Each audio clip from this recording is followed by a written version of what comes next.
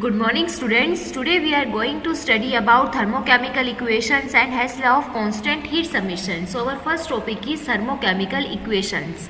Thermochemical equations represent the balanced chemical equation together with the value of enthalpy change and the physical state of reactant and product. ठीक है, thermochemical equation basically balanced chemical equations को represent करेंगी which not only indicate the quantity of different reactant and product but also indicate the amount of heat evolved और absorbed. ठीक है, like if we check this two reactions, like in the first example when water molecule dissociate and it produced hydrogen and oxygen gas. तो अब जब हम इसको balanced equation में लिखेंगे तो here 2 moles of water undergo dissociation and produce 2 moles of hydrogen and oxygen. अब balanced chemical equation में यहाँ पे जो 2 to 1 है they represent the stoichiometric coefficient. ठीक है, एंड द जो स्मॉल एल जी है they represent the state in which reactant and product are present. तो वाटर यहाँ पे लिक्विड स्टेट में and hydrogen and oxygen are present in gaseous state. Now in thermochemical equation along with the physical state and the quantity of reactant and product we always represent the heat evolved और absorb during the reaction. यहाँ पे enthalpy change की value positive है, positive 572 kilo joule. That means for dissociation of water into hydrogen and oxygen gas यहाँ पे 2 moles है. For 2 moles of water we require around 572 joule of energy. ठीक है, but यहाँ पे ये ध्यान रखना जो थर्मोकेमिकल इक्वेशन है, थर्मोकेमिकल इक्वेशन बेसिकली 1 मोल को रिप्रेजेंट करेगी. तो अगर हम यहाँ पे 1 मोल के लिए इक्वेशन लिखते हैं for 1 mole of water molecule, तो डेल्टा एच की वैल्यू भी आपकी हाफ हो जाएगी. तो यहाँ पे अगर पर मोल है, per mole represent the heat evolved और absorbed for 1 molecule of reactant और product. Now in second example when 1 mole of methane undergo complete combustion मतलब burning in the presence of oxygen. When methane completely burned, then it produced carbon dioxide and 2 moles of hydrogen gas. Then the for combustion some amount of energy is released, and for combustion of methane around minus 802 kilojoule amount of energy is released. Now here negative sign indicate that reaction that during this reaction energy is evolved. ठीक है, positive sign indicate that energy is absorbed during the reaction. Is it clear? So here are some convention that are used in case of thermochemical equation. For exothermic reaction, delta value of delta H is negative. For endothermic reaction, value of delta H is taken as positive. ठीक है, और अगर हमने यहाँ पे state mention नहीं की है तो we always take delta H value at standard state. Standard conditions आपकी कौन सी होगी? Standard condition means at 200 kelvin temperature and 1 bar pressure. और स्टैंडर्ड कंडीशन के लिए जो एंथैल्पी चेंज है इसको हम नोट से भी रिप्रेजेंट करते हैं, delta H note. Is it clear? And the coefficient of different substance represent the number of mole of react and from the heat change represented in the equation. ठीक है, यहाँ पे जो कोफिशिएंट्स है, कोफिशिएंट रिप्रेजेंट करेगी कितने moles react हुए और कितने मोल्स प्रोड्यूस्ड हुए. The physical state S L G it represent the and during this reaction the physical state also be represented because at heat evolved or absorbed depend upon the physical state also. ठीक है, अगर हम physical state change करें, अगर हम यहाँ पे gas के मोलिक्यूल वाटर वेपर को अगर आपने डिसोशिएट करवाना है then water vapour corresponding hydrogen और गैसेस में कन्वर्ट होने के लिए require less amount of energy as to dissociate water in its liquid form.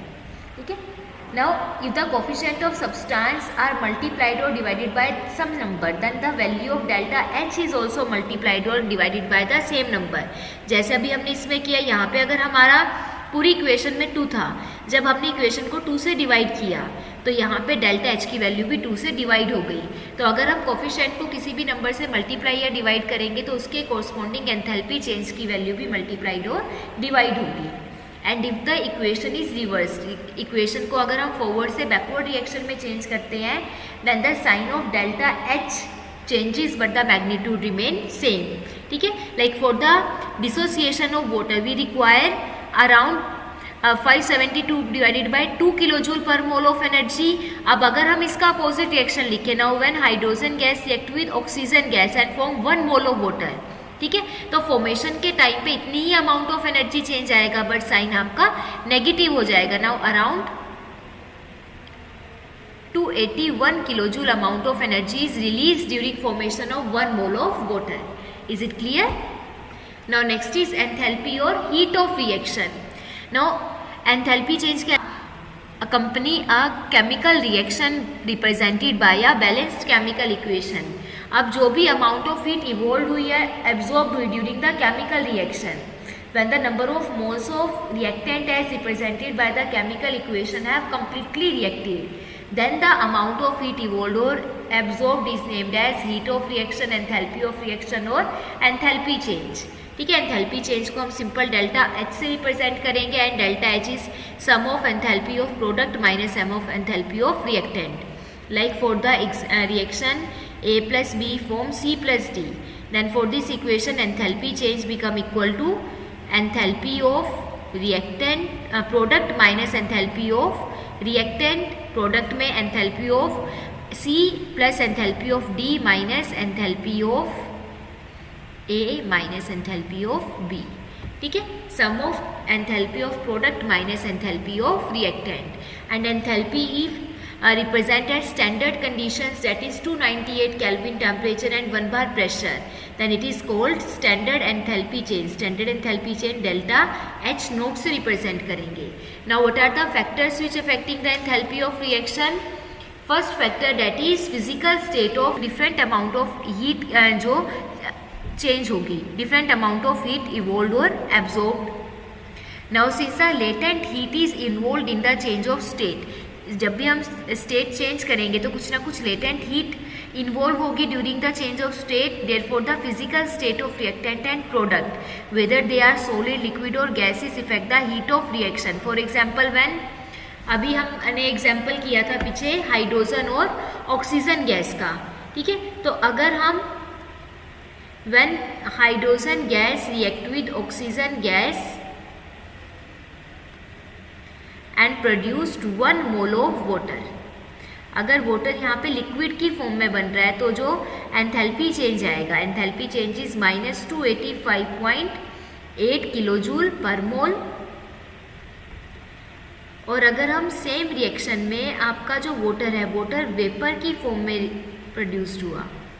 ठीक है, when hydrogen gas react with oxygen gas and produced 1 mole of water vapour. Water vapour के case में heat change आपका different होगा, that is minus 241.8 kilo joule per mole. Is it clear?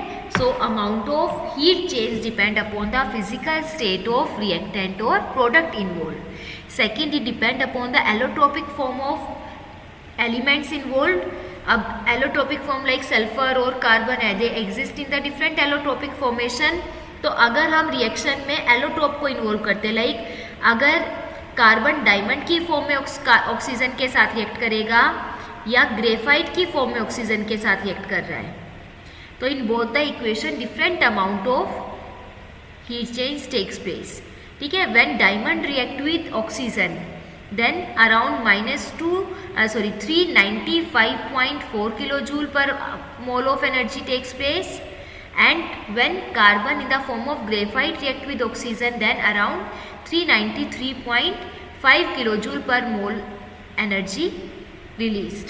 ठीक है. Second, it depend upon the chemical composition of reactant and product. Chemical composition में अगर हम concentration को चेंज करते हैं तो heat change occur when a solute is dissolved in a solvent to form a solution. ठीक है, अगर आपका कंसनट्रेटेड ज़्यादा है या फिर हम कंसनट्रेटेड को जब हम डाइल्यूट में कन्वर्ट करेंगे तब भी कुछ ना कुछ हीट चेंज होगा. तो जो solution are involve in a reaction, their concentration effect the heat of reaction. Next is amount of reactant involve. Now if the quantity of reactant double, the heat of reaction is also doubled. अभी हमने ये पीछे example किया था. Next is condition of temperature and pressure. Temperature के साथ pressure की condition पे भी हीट चेंज डिपेंड करेगा. ठीक है, जैसे जैसे हम कंडीशन चेंज करेंगे डेल्टा एच की वैल्यू ऑटोमेटिकली चेंज होती जाएगी.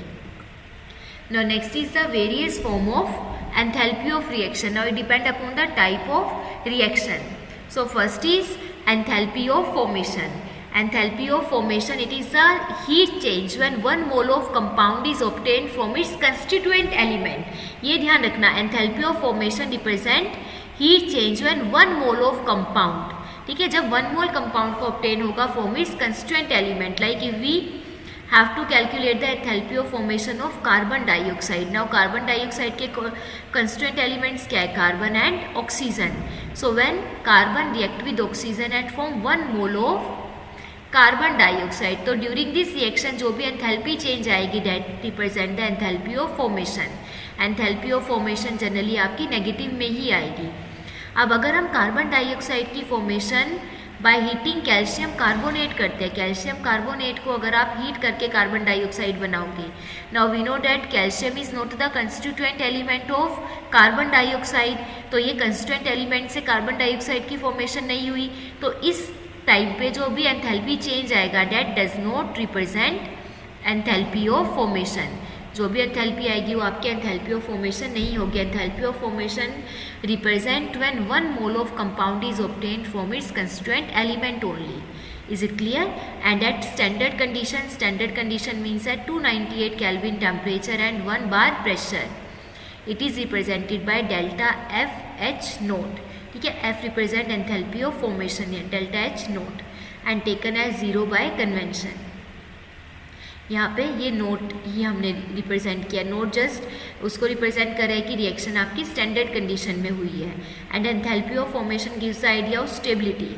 जितना ज़्यादा नेगेटिव होगी वैल्यू डैट मीन्स उतना ही ज़्यादा स्टेबल कंपाउंड बना, उतना ही ज़्यादा स्ट्रॉन्ग बॉन्ड की फॉर्मेशन हुई है. Now second is enthalpy of combustion.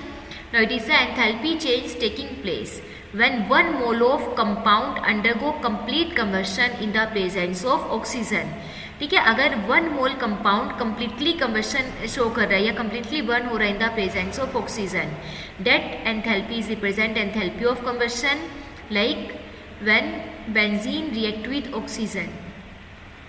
ठीक है, अगर कम्प्लीटली बर्न हो रहा है तो कार्बन हमेशा कार्बन डाइऑक्साइड में कन्वर्ट होगा and hydrogen on complete burning produce water. तो ये यहाँ से कार्बन 6 बैलेंस्ड इक्वेशन अगर हम लिखते हैं 3 थर्मोकेमिकल इक्वेशन में स्टेट भी मेन है आपकी, तो आपको स्टेट मेंशन करनी है सब में. ठीक है, ऑक्सीजन टोटल 15 है. Now enthalpy of combustion represent for 1 mole of compound. 1 मोल के लिए तो यहाँ पे हमें इसको 1 ही रखना है, तो यहाँ पे इसको 15/2 से मल्टीप्लाई करेंगे.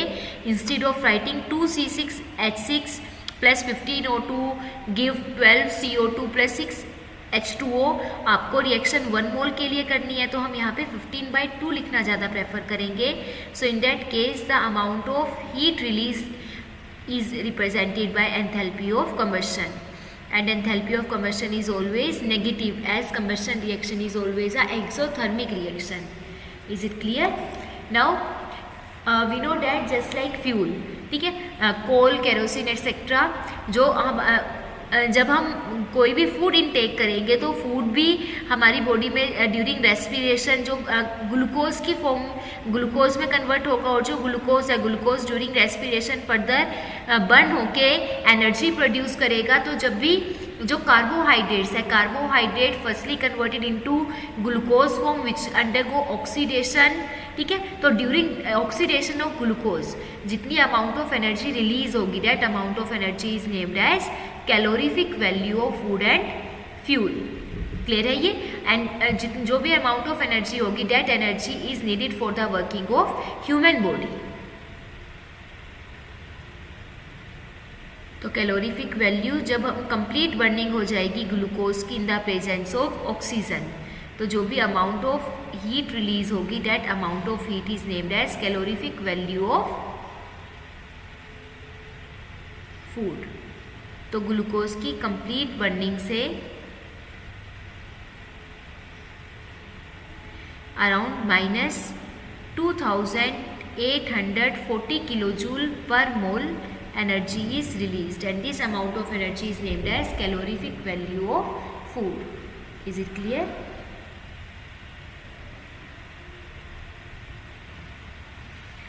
और ये था आपका, ये जो अमाउंट ऑफ हीट आई है that is for 180 gram glucose का जो मोलिकुलर मास होगा डेट इज 180 ग्राम पर मोल। अगर हमें कैलकुलेट करना है तो इसको डिवाइडेड बाय 180 कर देंगे, ठीक है।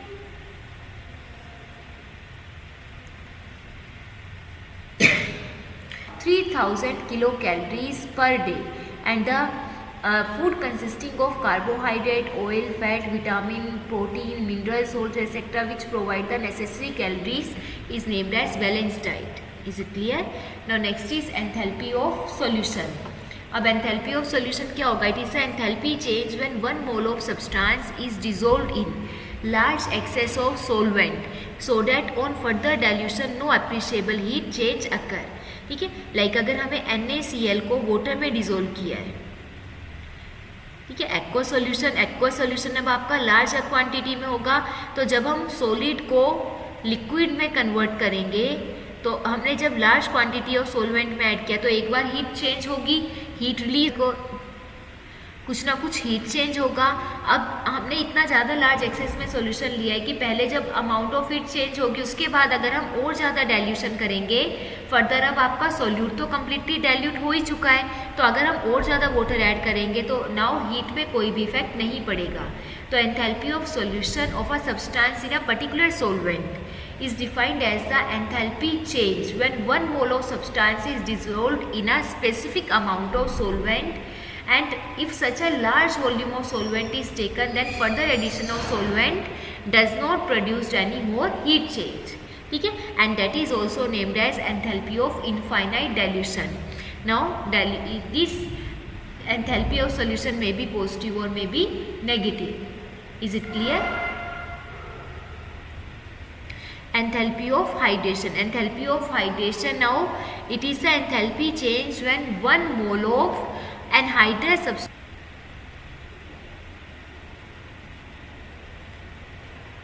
कंबशन नहीं आएगा इधर, कंप्लीट हाइड्रेशन का मतलब क्या होगा? नाउ और in simple words we can say that enthalpy change when 1 mole of anhydrous substance combined with the required number of moles of water so as to change into hydrated salt, ठीक है। Like अगर हम copper sulphate है, copper sulphate solid form में, anhydrous form में है, ठीक, अब ये इतने ही water molecule, required number of water molecule के साथ रिएक्ट करेगा so that it is converted into hydrated salt. Hydrated salt में भी ये लिक्विड एक्वस फॉर्म में कन्वर्ट नहीं हो रहा है, it remain in solid state, ठीक है। सॉल्यूशन में भी देखो वाटर के साथ रिएक्शन हुई, बट सॉल्यूशन में वाटर हमने एक्सेस क्वांटिटी में लिया था, एक्सेस में था, तो जो सोल्यूट है वो कम्प्लीटली डिजोल्व होके वो खुद भी एक्वस स्टेट में कन्वर्ट हो गया था। बट हाइड्रेशन में जो एनहाइड्रस सोल्ट है वो उतनी ही रिक्वायर्ड क्वांटिटी ऑफ वाटर के साथ रिएक्ट करेगा जितने रिएक्ट करने के बाद still present in solid state, इतनी उसको एब्जॉर्ब करने की टेंडेंसी है। अगर हम कॉपर सल्फेट में 5 मोल से एक्स्ट्रा वाटर मॉलिक्यूल्स ऐड करवाएंगे then it is further converted into liquid state, but हमें हाइड्रेटेड सोल्ट तक ही रखना है, सोल्ट सॉलिड फॉर्म में ही रखनी है, ठीक है। तो ड्यूरिंग दिस जो भी अमाउंट ऑफ एनर्जी रिलीज होगी hydration, that is named as enthalpy of hydration. Is it clear? Next is enthalpy of fusion. Now we know that the process of fusion is the process of conversion of solid into liquid.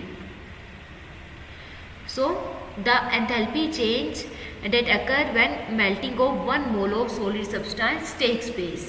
Yeah, the enthalpy change that takes place, the transformation of 1 mole of solid into liquid at its melting point, and it is also named as enthalpy of molar enthalpy of fusion. Like when water ice से 1 mole of ice is converted into its liquid state. तो for this process जो भी enthalpy change आया that is enthalpy of fusion, and enthalpy of fusion for water is around +6 kilojoule per mole. ये वैल्यू आपको learn करने की जरूरत नहीं है, न्यूमेरिकल्स में ये वैल्यू ऑलरेडी गिवन होगी। Enthalpy of vaporisation, now we know that vaporisation की प्रोसेस क्या होगी? When liquid is converted into gas, so the enthalpy change which takes place a conversion of 1 mole of liquid completely into its vapour. जब 1 mole of liquid completely vapour में convert करेंगे तो उस time पे जो enthalpy change आएगा that enthalpy represent enthalpy of vaporisation and for water it is 40.7 kilojoule per mole. Is it clear? Now next is enthalpy of neutralization.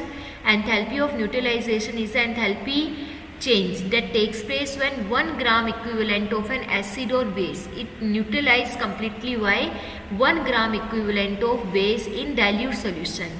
ठीक है, when 1 gram equivalent weight of acid neutralized by 1 gram equivalent by base, तो during this process जो भी enthalpy change आएगा that enthalpy is represented by enthalpy of neutralization. Now for strong acid and strong base this enthalpy is always constant and during neutralization of strong acid and strong base the enthalpy value of enthalpy of neutralization is minus 57.1 kilojoule per mole. And now why this value is always constant? Now we know that strong acid and strong base they always give complete dissociation into its H positive and OH negative ion. ठीक है, तो जो number of H positive और OH negative produced होंगे by the 1 gram equivalent of strong acid and strong base is always the same. Quantity fixed है तो strong acid और strong base में H पॉजिटिव और OH नेगेटिव की value fixed होगी. That's why the enthalpy of neutralization between strong acid and strong base is always constant. But अगर हमने एसिड या बेस को चेंज कर दिया वीक एसिड और वीक बेस से then enthalpy of neutralization is usually less than 57.1 kilojoule. And this reason ये हमें क्लियर है because enthalpy of neutralization of weak acid and weak base, weak acid like acetic acid. ठीक है, अगर हम acetic acid को strong base के साथ रिएक्ट करवाएं NaOH तो अब NaOH तो कम्प्लीटली डिसोशिएट होगा अपने OH नेगेटिव आयन में, but weak acid do not completely ionize to give H positive ion. अब यहाँ पे कंप्लीट आयनाइजेशन तो हुई नहीं है, तो जो प्रोसेस है प्रोसेस आपकी कंप्लीट नहीं होगी. प्रोसेस कंप्लीट नहीं होगी तो उस केस में जो रिएक्शन है रिएक्शन हमारी हमेशा इक्विलिब्रियम में ही रह चलेगी. वीक एसिड और वीक बेस के केस में रिएक्शन आपकी कंप्लीट नहीं होगी because weak acid and weak base do not able to complete dissociate into its corresponding H positive and OH negative ion. तो रिएक्शन जितना फॉरवर्ड रिएक्शन में proceed करेगा उतना ही बैकवर्ड में भी चेंज होगा. ठीक है, तो इस केस में फर्दर अब फॉरवर्ड में अगर ये एनर्जी रिलीज हुई है तो बैकवर्ड के लिए कुछ ना कुछ अमाउंट ऑफ एनर्जी एब्जॉर्ब होगी, तो वो एनर्जी वहीं से एब्जॉर्ब होगी जो रिलीज हुई है, उस एनर्जी को हम यूज कर रहे हैं. That's why enthalpy of neutralization for weak acid and weak base is always less as comparison to neutralization enthalpy for strong acid and strong base that is 57.1 kilojoule per mole. Is it clear? Next is enthalpy of transition. Enthalpy of transition means it is an enthalpy change when 1 mole of substance undergo transition from one allotropic form to another allotropic form like diamond. जो carbon है carbon exist in 2 allotropic form diamond and graphite. तो एक allotrope को दूसरे में convert करने के time पे जो भी एंथैल्पी चेंज आया that enthalpy is represented by enthalpy of transition. Is it clear? Enthalpy of atomization now it is enthalpy change occurring when 1 mole of molecule break into its corresponding atoms. ठीक है, molecule को जब हम corresponding atom में break करेंगे तो उस time पे जो भी एनर्जी चेंज आएगा that energy is represented by enthalpy of atomization. Enthalpy of dilution now it is enthalpy change when 1 mole of substance is diluted from one concentration to another. Like अगर 50 ml concentration है 50 से 100 ml करनी है तो उसमें हम water add करेंगे, तो ड्यूरिंग डाइल्यूशन जो भी एंथैल्पी चेंज आएगा that represent enthalpy of dilution. Enthalpy of sublimation sublimation when 1 mole of solid completely sublime मतलब it is converted into gas. तो the enthalpy change when 1 mole of solid completely converted into gaseous particle. Now latest enthalpy, now it is the enthalpy change when 1 mole of an ionic compound dissociate into its ion in gaseous state. ठीक है, when 1 mole of ionic compound अपने particular gaseous ion में dissociate करेगा, तो during this process जो भी enthalpy change आएगी, that enthalpy is represented bye latest enthalpy. Latest enthalpy, अब अगर हम यहाँ से प्रोसेस को अपोजिट करते हैं, now when gaseous cation and anion react together they can converted into ionic compound, तो यहाँ पे भी मैग्नीट्यूड सेम रहेगा, बट जो साइन है, साइन लेटेस्ट एंथैल्पी का चेंज हो जाएगा। ड्यूरिंग डिसोसिएशन लेटेस्ट एंथैल्पी को हम जनरली यू से रिप्रेजेंट करेंगे, लेटेस्ट एंथैल्पी की वैल्यू पॉजिटिव होगी, and for the formation of 1 mole of solid latest enthalpy release होगी। ठीक है, फॉर्मेशन जब भी बॉन्ड फॉर्मेशन होगी लेटेस्ट एंथैल्पी नेगेटिव आएगी, और बॉन्ड डिसोसिएशन के टाइम पे भी must have to absorb some amount of energy, so latest enthalpy is positive. Next is Hess law of constant heat summation. Now, the standard enthalpy of reaction which takes place in several steps is the sum of standard enthalpy of the intermediate reactions into which the overall reaction may be divided at the same temperature. ठीक है, अब हम अगर simply कहें कि अगर कोई भी जो हीट इवॉल्व और एब्जॉर्ब हुई है ड्यूरिंग द रिएक्शन, अब अगर हम उसी रिएक्शन को पार्ट्स में डिवाइड करते, तो जितने भी पार्ट्स में डिवाइड किया, हर एक पार्ट में जितना भी हीट चेंज आया, जब हम सबको सम करेंगे, that enthalpy change, that the sum of enthalpy change occur in each and every step that is equal to the total enthalpy change. Like अगर हम ये एग्जांपल ले, अगर हमने रिएक्टेंट ए को कम्प्लीटली कन्वर्ट किया reactant B, and during this process enthalpy change occur is around delta H. Now अब अगर ये रिएक्शन हम स्टेप में डिवाइड करते हैं, ए डायरेक्ट बी में कन्वर्ट होने से पहले ए पहले सी में कन्वर्ट होगा, then C is converted into D, and then D is converted into B. तो फर्स्ट स्टेप में एंथैल्पी चेंज आया डेल्टा H1, सेकेंड स्टेप के लिए डेल्टा H2, थर्ड स्टेप में डेल्टा H3। तो जो total amount of heat release और absorbed is equal to the sum of heat evolved और absorbed in each and every step. ठीक है, जो टोटल अमाउंट है वो हीट इवॉल्व्ड और एब्जॉर्ब्ड का, वो हर एक स्टेप में जितना भी एंथैल्पी चेंज आया उसके सम के इक्वल होगा, that is Hess law.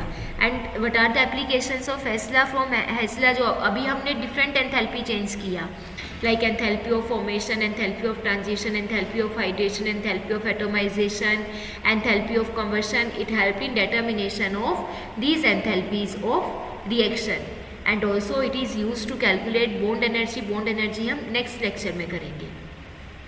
Now let's discuss some numerical based upon enthalpy of reaction और Hess law of heat summation। अब हेस लॉ के अकॉर्डिंग जो भी हमारी केमिकल इक्वेशंस है, we treat the chemical equation as algebraic equations. ठीक है, इसको हम ऐसे एल्जेब्रिक रिएक्शंस ट्रीट करेंगे। एल्जेब्रिक रिएक्शन लाइक जैसे जो हम आप 11 उसमें करते हो मैथ्स में अगर आपको एक्स वाई दो इक्वेशंस गिवन है, x plus 2y is equal to 4, x plus y is equal to 2, and you have to calculate x and y, तो हम क्या करेंगे, इक्वेशन को ऐड और सब्ट्रैक्ट करेंगे। यहाँ से अगर हम इक्वेशन सेकंड इक्वेशन को फर्स्ट में से सब्ट्रैक्ट करें तो ये कट हो जाएगा, y is equal to 2। Now put the value of y in any of this two equation, तो वहाँ से x की वैल्यू आ जाएगी। तो हेस लॉ के अकॉर्डिंग भी जो गिवन इक्वेशंस है, गिवन इक्वेशन को हम एज अ एल्जेब्रिक इक्वेशन ही ट्रीट करेंगे। Like you have to calculate the enthalpy change for this reaction when enthalpy change for these three reactions are given। तो यहाँ पे इसको 1, 2 और इक्वेशन नंबर 3 कंसिडर कर लें। तो आपको क्या करना है, इन इक्वेशन को एल्जेब्रिक इक्वेशन कंसिडर करके जो जिस इक्वेशन की एंथैल्पी कैलकुलेट करनी है उसमें कन्वर्ट करना है। अब यहाँ पे देखिए CS2 कहाँ पे आपका कैल्शियम डाइसल्फाइड रिक्वायर्ड इक्वेशन में रिएक्टेंट साइड है। अब CS2 हमारा थर्ड इक्वेशन में प्रोडक्ट साइड है, मतलब हमें उसकी पोजीशन चेंज करनी है, आपको प्रोडक्ट से रिएक्टेंट में लेके आना है, तो हमें क्या करना पड़ेगा, थर्ड इक्वेशन सब्ट्रैक्ट करेंगे। अब कार्बन डाइऑक्साइड और सल्फर डाइऑक्साइड, कार्बन डाइऑक्साइड हमारा फर्स्ट इक्वेशन में ही प्रेजेंट है, 1 मोल ही चाहिए, प्रोडक्ट साइड ही है, तो फर्स्ट इक्वेशन हम एज इट इज कंसिडर करेंगे। और सेकेंड इक्वेशन में हमें सल्फर डाइऑक्साइड 2 मोल्स चाहिए, सेकेंड इक्वेशन में 1 मोल है प्रोडक्ट साइड, तो सेकेंड को 2 से मल्टीप्लाई करेंगे। ठीक है, तो यहाँ पे एल्जेब्रिक इक्वेशन क्या लगेगी, now adding equation number 1 with that by multiplying the equation 2 with 2 double with 2 and subtract the equation 3 from these two equations. ठीक है, फर्स्ट को सेकंड, पहले हम सेकंड को 2 से मल्टीप्लाई करेंगे, उसको फर्स्ट में ऐड करेंगे और फिर उसमें से थर्ड इक्वेशन सब्ट्रैक्ट करेंगे, like carbon plus O2। Second को 2 से मल्टीप्लाई किया तो 2 sulphur plus 2 O2, third subtract किया माइनस कार्बन माइनस 2S। इस form first as it is CO2, second को 2 से मल्टीप्लाई किया तो प्रोडक्ट में भी 2 से मल्टीप्लाई हो जाएगा और थर्ड सब्ट्रैक्ट किया तो यहाँ से देखो कार्बन कार्बन के साथ कट हो गया, oxygen 2 O2 plus 1 O2, it form 3 O2, 2 sulphur के साथ सब्ट्रैक्ट हो गया, यहाँ पे नेगेटिव है, नेगेटिव को इधर लेके आएंगे तो पॉजिटिव में कन्वर्ट हो जाएगा, it form CO2 plus 2SO2। तो इस एल्जेब्रिक इक्वेशन से जो ये हमने ऑपरेशन यूज़ किया, इससे फर्दर हमारी रिक्वायर्ड इक्वेशन आ गई। अब इसी के अकॉर्डिंग हम जो एंथैल्पीज़ हैं, एंथैल्पीज़ को भी ऐसे ही ऐड और सब्ट्रैक्ट करेंगे। फर्स्ट इक्वेशन हमने एज इट इज़ यूज़ की तो फर्स्ट की एंथैल्पी रिमेन सेम, सेकंड को हमने 2 से मल्टीप्लाई किया तो एंथैल्पी भी आपकी डबल हो जाएगी एंड थर्ड को आपने सब्ट्रैक्ट किया। ठीक है, अब इस इक्वेशन को यही इसको 2 से मल्टीप्लाई करेंगे। अब इस इक्वेशन का यूज़ करके जो भी एंथैल्पी चेंज आएगा that is the enthalpy for our required reaction. ठीक है, इसको सोल्व कर लेना। इसको सोल्व करने के बाद जो भी हमारी एंथैल्पी चेंज आएगी that is enthalpy for the required equation. Is it clear? Now next calculate the enthalpy for formation of methane. Methane की फॉर्मेशन के लिए एंथैल्पी कैलकुलेट करनी है तो सबसे पहले you have to write the equation. Required equation क्या है? Enthalpy of formation. जो भी एंथैल्पी चेंज आएगा when 1 mole of compound react with its corresponding या कंस्टिट्यूएंट एलिमेंट। कंस्टिट्यूएंट एलिमेंट क्या है? Carbon and dihydrogen. तो 1 मोल के टाइम पे जो भी चेंज आएगा that is enthalpy of formation. अब ये इक्वेशन हमें बनानी है और ये 3 इक्वेशंस गिवन है तो इसमें अलजेब्रिक ऑपरेशन क्या लगेगा? मीथेन फर्स्ट इक्वेशन में रिएक्टेंट साइड में है और हमें प्रोडक्ट साइड में चाहिए तो फर्स्ट को हम सब्ट्रैक्ट करेंगे। सेकंड में एक कार्बन चाहिए, एक ही कार्बन है रिएक्टेंट साइड तो सेकंड हमारा ऐड होगा और थर्ड में 2H2 मॉलिक्यूल आपके रिएक्टेंट साइड पे ही है और हमें रिएक्टेंट साइड में ही चाहिए तो +3। तो यहाँ से क्या आ जाएगा? -CH4 -2O2 plus carbon plus O2 plus 2H2 plus O2 is form -CO2 -2H2O minus CO plus किया ना ये प्लस CO2 प्लस 2H2। ये तो कट गए, कार्बन डाइऑक्साइड और वाटर इनका साइन अपोजिट है, कट जाएगा ये। Carbon plus O2 plus O2 2O2 minus O2 ये भी कट गया। ठीक है, प्लस 2H2O ये -CH4 है, अपोजिट साइड जाके पॉजिटिव साइन देगा तो हमारे इस ऑपरेशन से रिक्वायर्ड इक्वेशन ही बनी तो इसके अकॉर्डिंग एंथैल्पी की वैल्यू भी वही आ जाएगी। फर्स्ट इक्वेशन को सब्ट्रैक्ट किया तो फर्स्ट के एंथैल्पी को भी सब्ट्रैक्ट करेंगे, माइनस माइनस प्लस। सेकंड और थर्ड को हमने ऐड किया। इक्वेशन एंथैल्पी आपकी ऑलरेडी नेगेटिव में गिवन है ना, ऐड करेंगे एज इट इज़ ऐड होंगी तो इसको यूज़ करके जो भी हमारी एंथैल्पी चेंज आएगी that is enthalpy of formation of methane. Now next calculate the enthalpy of combustion of methane, graphite and dihydrogen at 298 kelvin. Enthalpy of combustion दे रखी है आपकी तो सबसे पहले इनकी रिएक्शन लिखो। Enthalpy of combustion represent the combustion of 1 mole of substance. ठीक है, 1 मोल के लिए लिखनी है।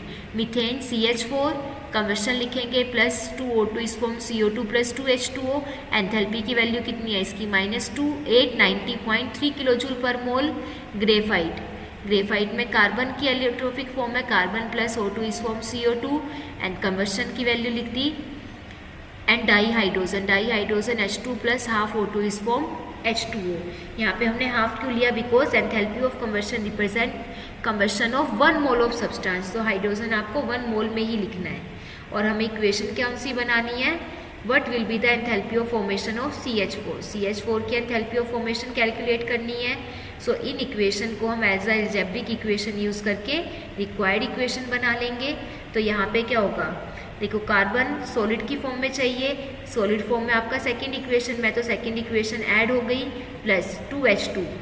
थर्ड इक्वेशन में हाइड्रोजन 1 है तो इसको हमें 2 से मल्टीप्लाई करेंगे, थर्ड इक्वेशन को 2 से मल्टीप्लाई किया। CH4 फर्स्ट इक्वेशन में आपका वो रिएक्टेंट साइड है, हमें रिक्वायर्ड इक्वेशन में प्रोडक्ट साइड चाहिए तो फर्स्ट इक्वेशन सब्ट्रैक्ट हो जाएगी, तो इसके कोरस्पॉन्डिंग हमारी एंथैल्पी की वैल्यू आ जाएगी -74.8 किलो जूल पर मोल। क्लियर है ये?